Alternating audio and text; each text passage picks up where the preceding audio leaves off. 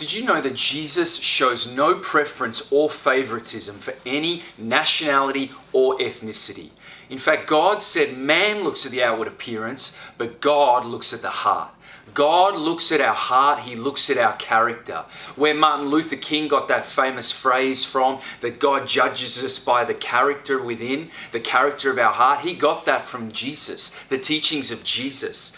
In fact, the Bible shouts that Jesus has actually redeemed people to God from every tribe, every nation, and every tongue. That means people have come to God by His sacrifice on the cross from all nationalities, ethnicities, and languages. He treats us all the same.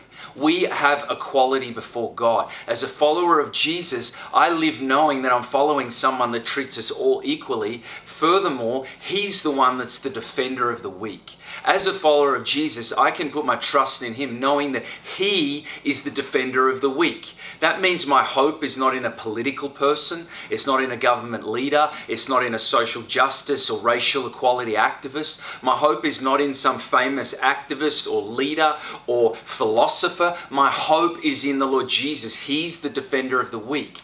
And that also means that He's my example. He's the one that I follow. And so when I do respond to racial inequality in my activism, I follow His example. You know, I saw on the news the other night two starkly different responses to racial and social injustice. The first one was a man on trial in New Zealand for having slaughtered many Muslims in mosques in New Zealand. And some Muslim men were able to actually enter into the courtroom and actually give an oration, give words to this soon-to-be convicted criminal. And they shouted at him, and they had words, such hatred in their voice and eyes, and they shouted at him saying, "You're going straight to hell where you belong." On the same night, I saw another completely different situation and scenario. I saw a black woman in America responding to the fact that her son had just been shot in the back by a police officer. I think it was 8 times in Wisconsin. And she was interviewed on national television. She presented on national television. And you know what she said about that police officer and the police officers in her region? She said, "I want to say to the police officers, I'm praying for you. I'm praying for you."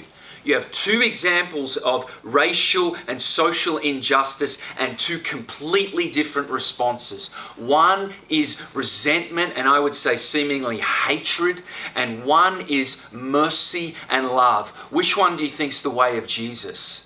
Which is the one that Jesus showed to us? Jesus showed us mercy. And Christianity is controversial, friends, because Jesus says, I require you to show love and mercy, not just to the victim of racial injustice and racial inequality, but to the racist as well. You see, Jesus is actually the one that says, do not enter into resentment and hatred and offense. Do not enter into that, because then you've already lost the battle and you've moved away from my ways. But instead be one that shows mercy, shows love, does act with justice, but shows love and mercy no matter what. Let's not change who we are based on what we see. Let's make sure we're following the ways of Jesus no matter how great the offense.